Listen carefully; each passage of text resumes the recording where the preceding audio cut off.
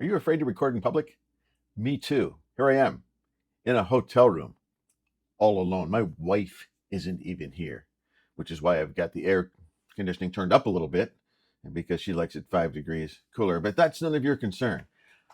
I'm in a city, a big city, downtown, and I'm yet to go outside. Now, I've just been here a day. I've got 3.5 days that I'm still going to be here, and maybe I'm going to actually do this, and I'm hoping to at least. I'm going to try it. But right now, I'm not comfortable recording in public. Maybe you are, but some people are even afraid to record in private. So self-conscious that they just get, I just can't, and if you're going to do YouTube, for the most part, you're going to have to start getting comfortable on camera, being yourself on camera. And I've got a briefcase full of all of my electronic stuff so that I can record and keep things going while I'm on the road. And I'm yet to do something outside because I just have a slight fear of going outside, recording myself, just recording myself. So what I'm going to give you is five things that you can do this week to help you get over the fear of recording in public. Unlike me, who's recording alone in a hotel room. 5 steps to overcoming your fear in public. The first step, start small. Now, what I started doing was instead getting out of my office, which is my comfort zone, I'm really good there, to doing video on my back porch or doing video on the back patio area at the far end of our backyard, where I'm not dealing with squirrels in my office, these little things that distract me. I'm dealing with real squirrels that could distract me, but so far they've left me alone because they wonder what I'm doing. But some people are even self-conscious with dogs around. So start small. I've gone from there and I've gone to a public park. Now, granted, I picked a time in the middle of the day, in the middle of the week when really nobody was there. And I enjoyed doing it. I was comfortable doing it, but nobody was listening to me. They weren't. But you've got to start somewhere. Get out of your studio, get out of your house, get out of your area of comfort and do it in some place that's just a little bit uncomfortable. Someplace public, but maybe nobody's watching. Think about it that way. Maybe nobody's watching. That's the first step. Just getting comfortable, getting out of the house and doing it somewhere else. I know somebody that walks on a trail and he holds up his selfie stick with his phone on it and he records. But nobody's around. But I've also noticed that when people start walking on the trail by him or crossing going the other way, it may bother him, but he doesn't let it. He just keeps doing what he's doing because he's getting over that fear or getting over that process, but he's getting out. He's giving a different look, a different view. So that's the first step, is a small step. Get out of your normal place and do it in some place that is slightly less uncomfortable. The second thing is use as simple and as basic equipment as possible. Your phone, selfie stick. And I know some people are even thinking, a selfie stick? I mean, how long ago was that? Where selfie sticks came into popularity and everybody had one, and I had one of the cheapest ones available. It didn't work, and it's gone now. I got rid of it. Don't think you have to set up a tripod and set up a big camera and have a big mic and I actually did some promo stuff for something I was doing a couple of years ago in downtown where I live, which is a small city, about 110,000 people.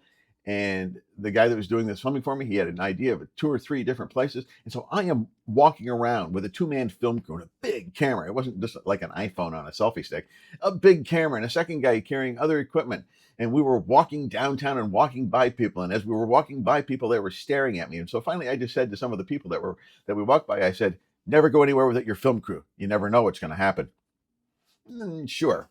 But for you doing it for the very first time, be as simplistic as possible. Selfie stick, phone, good audio. My little black dot here, that's my audio. Just as simple as possible. And you're thinking, okay, so you're going to blend in as best you can. People may notice. They probably will. But here's the thing. Will they care? Probably not. They probably don't care. So keep things simple. Start small. And number 2, keep things as simplistic as possible when it comes to your gear. 3, plan your script. Know what you're going to talk about. The last thing you want to do is start doing something like this in public and then start fumbling around and starting again and starting a second time and starting a third time. And yeah, so plan, even practice a little bit at home when you're all alone so that you can be a little more on script, as it were, when you go out and you do the thing in public. Now, I guarantee you, the more you do this, the easier it will be. But you have to do it the first time, and it'll feel really hard before you are able to do it the second time, and it feels a little less hard, and a third, and a fourth, and a fifth. You get the idea. So my script is right there because I'm in a hotel room and there's my computer, and I will look over, check out, yeah. The coolest thing is if you start doing this on a regular basis, a year from now, you're going to start walking around going, man, this was scary a year ago, but now, not so much.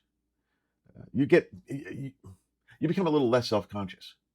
And that's the idea, is feeling less self-conscious about everything and a little more focused on what it is you're actually doing. Fourth thing is reframe the attention that you're getting in your mind. We go out in public with a camera and a selfie stick, and we think everybody in the world is watching us. Everybody's looking at us. People from towns over and counties over, and maybe even in the state to the west of you, are all clamoring to get to where you are. No, they're not. There's a really good chance at 99.97%, that's an actual statistic, could care less about what you're doing. It's all in your mind. Reframe your attention.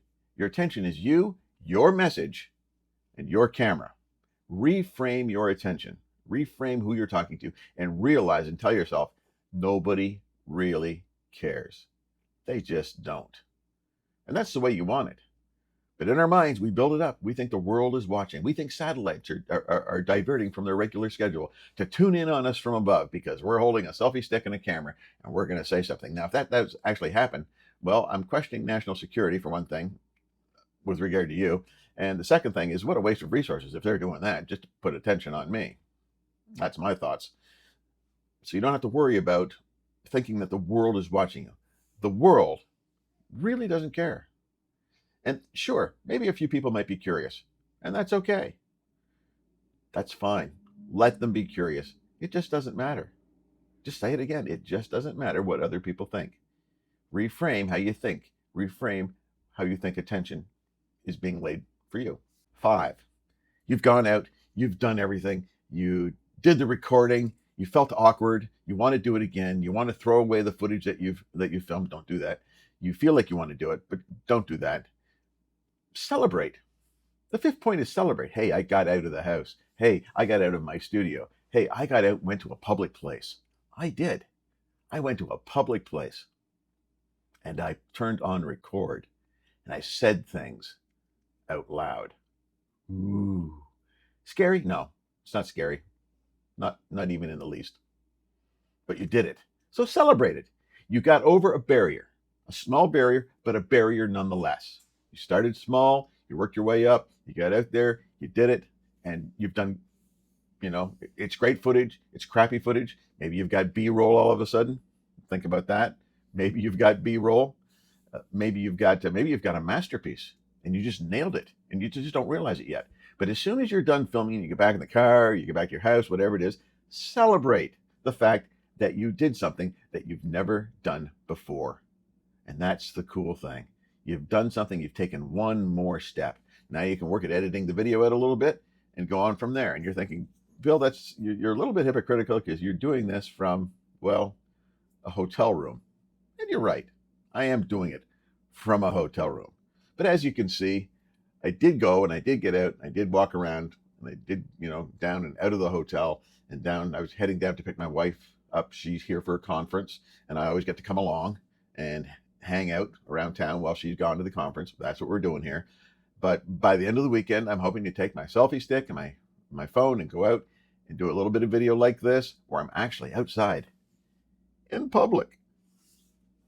That's what I'm doing.